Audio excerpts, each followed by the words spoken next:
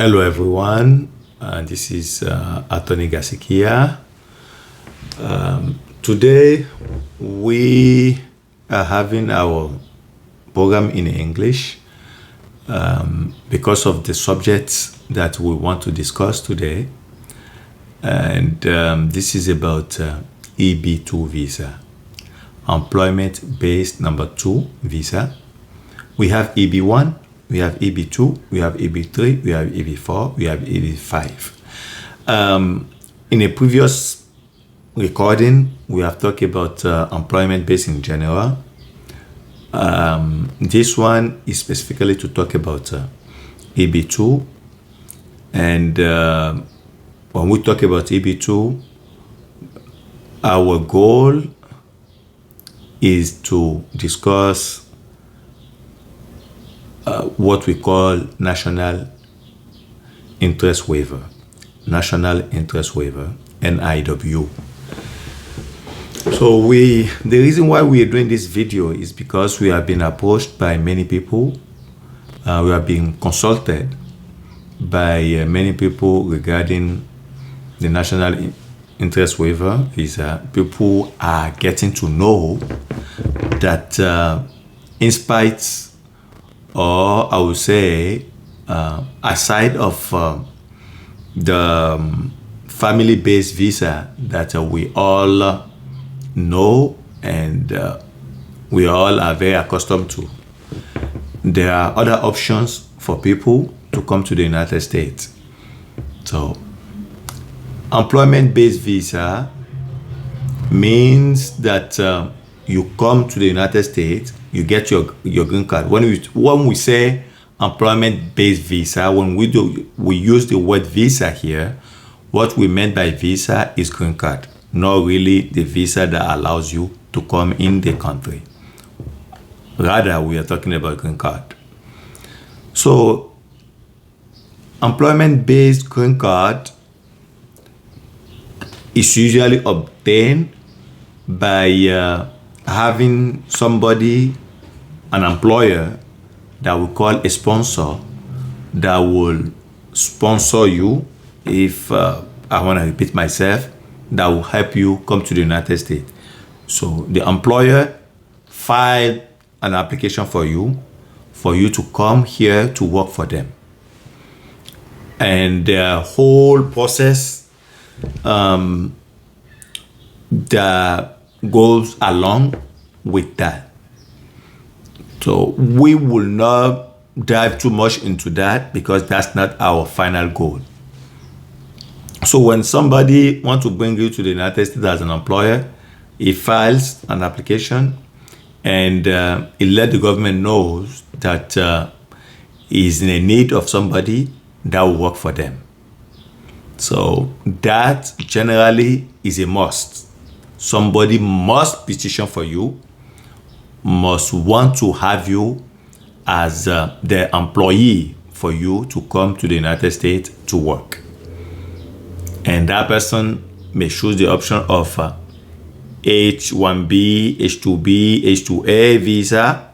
That means it's just work visa. Or that person can go far as helping you getting your green card right away. Now, so the employment-based green card that we're talking about, there is the first option, EB1. The EB1, most of these have their own qualification, right? And not only we're talking about employment, in the employment category, we also have investment.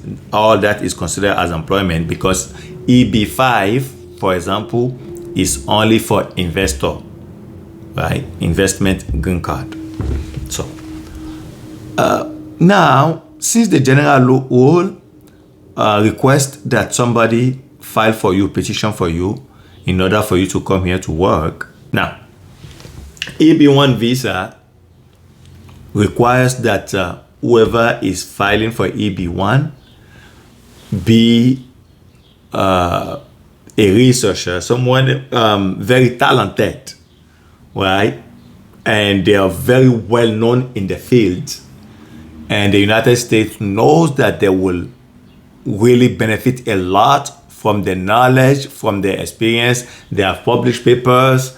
They are leading scholars in their field and all that. So that's EB1. It's very high, and the requirements is tough. So university professors and so forth. EB2, however, is kind of like a downgraded level of EB1. EB2 requires that you have a minimum of bachelor's degree. If you have a bachelor's degree, but usually in STEM area, there is a list of the fields in which you can, that makes you qualify. So you have a bachelor's degree with at least 5 years of experience, or you have a master's degree. So that's requirements. Those are the requirements, the major requirements for EB2. Now, if you have those requirements and somebody is about to hire you, that's not a problem. It's not a problem. The person submits an application for you. However, if you think that you don't want to go to an employer, that's the exception. You don't want to go to an employer, you want to do it on your own. That is kind of like a self-petition. So now you are waiving the requirement that an employer has to file for you. So you are asking for a waiver. That waiver, that's what we call national interest waiver. Why do we call it national interest waiver? We call it national interest waiver because you are telling the government, you're saying, hey, I know it will be in the national interest of the United States to hire me to come to the United States without an employer sponsoring me. I have a degree, I have an experience that makes me qualify for an exception, for a waiver of a petitioner, of a sponsor, of an employer. So I can do it on my own, but in order for you to qualify for that, that requires a lot of, that's the third point of EB2. That's the main thing. You have to have a plan. You have to tell the government, okay, no one is sponsoring me. I'm sponsoring myself. I have a degree, fine. I have enough experience, fine. I have a plan. When I come to the United States, you're giving me a green card, but I'm not just going to sit down in the United States without doing anything. So I have a plan. Okay, so you're gonna lay out your plan and say, this is what I'm going to be doing, this is what I'm going to be doing, this is what I'm going to be doing when I come to your country. And then in your plan, that's your endeavor, you also have to show that that plan is in the national interest of the United States. That plan will advance the economy of the United States. So, and that plan that you have will benefit America and the United States at large. So this does not mean that you want to create anything exceptional to make the United States great or no, right? So there is a way whereby you do that to show that, hey, when I come here, I have a plan, and that plan is this, is this, is this. You lay out your plan in details. Right. So that is the national interest waiver. So when it's easy to be qualified for the first qualification, which is the education. The education and the experience is easy. But many people who fail or who get denied for the EB2, for the national interest waiver, is the lack of plan, right? Or the plan that has not been detailed enough, or the plan, a way to show that that plan will benefit the United States. of America will contribute to the economy of the country, that's where many people fail, right? So we thought NIW is a very good opportunity for educated, learned people who want to settle in the United States to take advantage of. And also, when they get the green card, the family also can get the green card as well. So we're going to come back and discuss the third point, the most important point of the national interest waiver, which is how you make sure that your endeavor will benefit the country, since that's where a lot of people usually get stuck. That will be all for this video.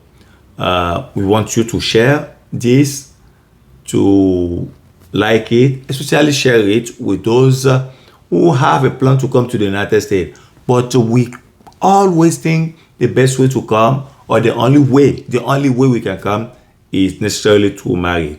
There are people who have good education around the globe who want to come here and live in the United States, but they don't know that with their education, with their degree, with their experience, they can come here and get the green card. So that's why we want you to share with anyone you think will benefit from this. And then next time, we'll come back and discuss in details a way to meet all the 3 points for NIW. Thank you so much, and we'll see you next time.